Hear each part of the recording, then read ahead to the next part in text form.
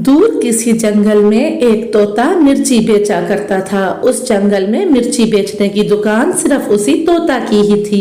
जंगल के सभी पक्षी उसी से ही मिर्ची लिया करते थे, क्योंकि किसी और की मिर्ची की दुकान ही न थी। तोता भैया जरा अच्छी अच्छी मिर्ची दे देना, आधा किलो मिर्ची मुझे चाहिए। आज हमारे घर बहुत दूर से मेहमान आ रहे हैं।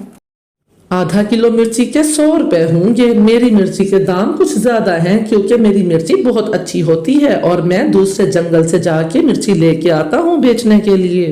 अरे अरे, इतने ज्यादा दाम में मिर्ची कौन बेचता है? इतने ज्यादा दाम से मिर्ची लेने से तो हम सभी गरीब ही हो जाए। तो फिर जाओ भाई जाओ, कहीं और जाके मिर्ची लो। मेरे पास तो मिर्ची इसी दाम में ही मिलेगी। अगर लेनी है तो लो, नहीं तो फिर यहाँ कोई और दुकान तो है ही नहीं।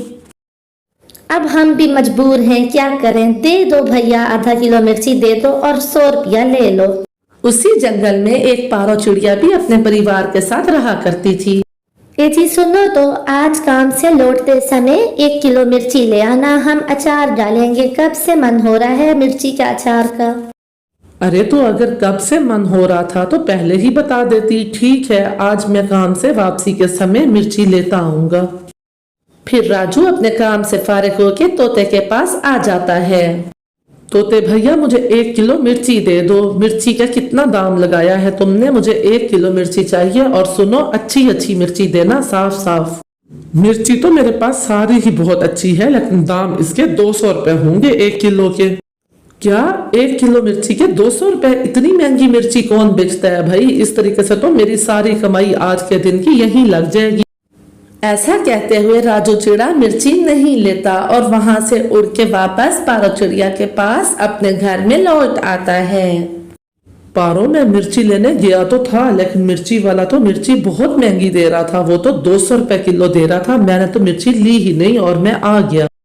क्या इतनी महंगी मिर्ची? ठीक किया राजू जी कि आपने मिर्ची नहीं ली, ये तो बहुत महंगे दाम है। इतनी महंगी कौन लेता है?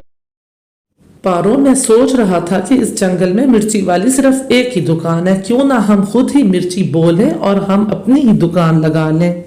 मैं आज ही जाके बीज ले आऊंगा और अपने घर के सामने बो दूंगा। फिर उसी दिन राजू चिड़ा मिर्ची के बीज ले आता है और अपने घर के सामने वाली जमीन में बो देता है। वो उसे पानी भी रोज देता है। बीज तो मैंने लगा दिए, अब मैं इनको रोज पानी दूंगा। कुछ ही दिन के अंदर हमारे बड़े बड़े से बूटे निकल आएंगे और उस पर बहुत सी मिर्ची भी लग जाएगी। फिर मैं उन्हें जाके मार्केट में बेचूंगा। बस फिर क्या था, सिर्फ 6 से 7 दिन की सेवा करने के बाद उसका बाग तो पूरा ही मिर्ची से भर जाता है। एक दिन जब राजू उड़ता हुआ अपने बाग में आता है तो देख के हैरान हो जाता है। अरे, आज तो मेरे बूटों पे इतनी मिर्ची लग गई और मिर्च भी कितनी साफ और कितनी अच्छे वाली है। मैं आज ही इसको तोड़ता हूँ और जाके मार्केट में बेचता हूँ।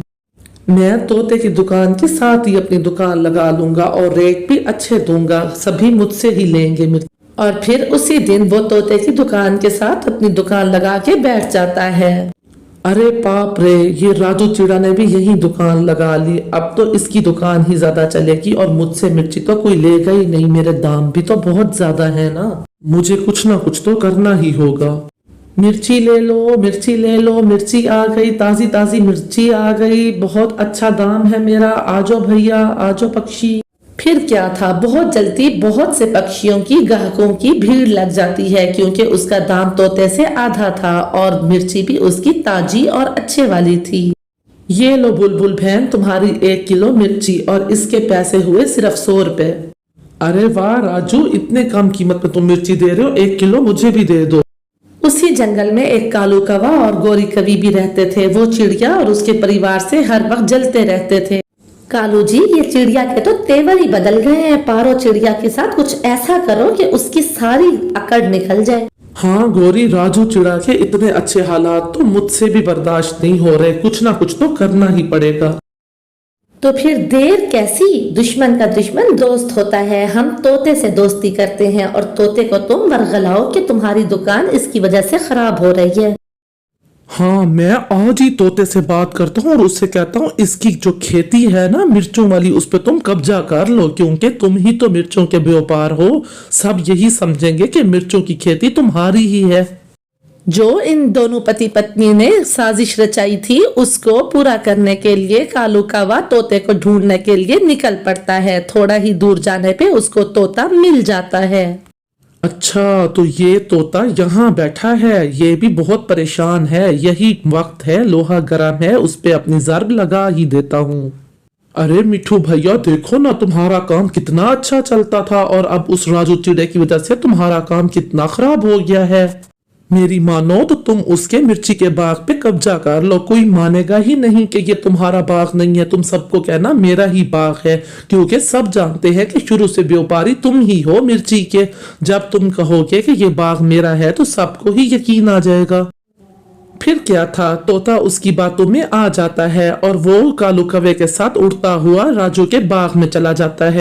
कालू कौवा तोते को बातों में फंसा लेता है और उसको वहां से सीधा राजू के बाग में ले आता है। ये देखो तोते भैया, कैसा हरा भरा इसका बाग है और उस पे कितनी मिर्ची लगी है। अगर तुम यही वाली मिर्ची ही आगे बेचोगे तो तुम्हारी दुकान जितनी पहले चलती थी उससे भी ज्यादा चलेगी और ये राजू नाम का कांटा भी निकल जाएगा अंदर से। हाँ कालू, तुम्हारा आइडिया तो अच्छा है, लेकिन मुझे थोड़ा डर लग रहा है। ये सब कुछ ठीक तो होगा ना? अरे तुम फिक्र ही ना करो, बस तुमने ये करना है कि कल सुबह राजू के आने से पहले ही इस बाग में पहुंच जाना है और जब राजू आए तो उससे कहना है कि जाओ यहाँ से, ये तुम्हारा बाग नहीं बल्कि मेरा है। यार कालू, तुम तो मेरे सच्चे दोस्त निकले, मैं ऐसा ही करूँगा। तोता बहुत खुश हो जाता है और वो ये समझता है कि कालू उसकी दोस्ती में और उसके फायदे के लिए ये सब कुछ कर रहा है। बस फिर वो ऐसा ही करता है। अगली सुबह मार्केट में जाके मिर्चें बेचने से पहले राजू अपने बाग की तरफ आता है ताकि वो ताजी ताजी मिर्चें तोड़ सके और उसे जाके मार्केट में बेच सके। वो जब अपने बाग में आता है तो तोते को पहले से वहां बैठा देखता है। अरे तोते भैया, तुम यहाँ क्या करने आए हो? क्या तुम यहाँ से मिर्चें खरीदने आए हो? मेरी मिर्चें तो बहुत ताजी हैं। अरे अरे, ये कैसी बातें कर रहे हो? ये तुम्हारा बाग नहीं, मेरा बाग है और मैं ही तो मिर्चों का व्यापारी हूँ। मिर्चें मैं ही तो बेचता हूँ, ये तो मेरा ही बाग है। तुम ऐसा क्यों कह रहे हो मेरे भाई? ये मेरा बाग है, मैंने ही लगाई है मिर्चें और मैं ही बेचता हूँ। तुम ऐसा ना करो मेरे साथ। चलो यहाँ से जाओ, चले जाओ यहाँ से और बेशक तुम जिसको मर्जी बुला के लाओ। मैं देखता हूँ कौन मुझे इस बाग से निकालता है। राजू कमजोर था, वो तोते का मुकाबला नहीं कर सकता था और निराश होकर वहां से उड़ जाता है। उसके पास और कोई रास्ता भी तो ना था। वो वहां से उड़ता हुआ वापस अपने घर आ जाता है और आके पारो को पूरी बात बताता है। मेरी तो समझ में ही नहीं आ रहा कि मैं अब क्या करूं, मैं उसका मुकाबला किस तरह से करूं। राजू जी, आप बिल्कुल चिंतित मत हो, आप यहाँ बच्चों के पास बैठे, मैं अभी राजा जी के पास जाती हूँ और जाके पूरे की पूरी बात राजा जी को बताती हूँ। ऐसा कहते हुए तुरंत ही पारो चिड़िया वहां से उड़ जाती है। वो निर्णय लेती है कि वो जाके फौरन ही राजा जी को पूरी की पूरी बात बताएगी ताकि राजा जी उसको सजा दे सके।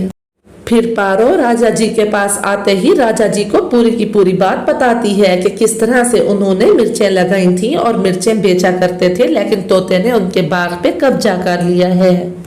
तुम फिक्र ना करो पारो, इस जंगल के नियम कोई भी नहीं तोड़ सकता और जो भी इस जंगल के नियम तोड़ेगा उसे सजा भुगतनी होगी। मैं अभी अपने सिपाहियों को भेज के तोते को बुलवाता हूँ। राजा जी के सिपाही तोते को पकड़ के महल ले आते हैं। तो तोते, तुम्हें इसकी सजा तो भुगतनी ही होगी। तुम किसी के साथ कैसे ऐसे कर सकते हो? किसी की चीज तुम किस तरह से हथिया सकते हो?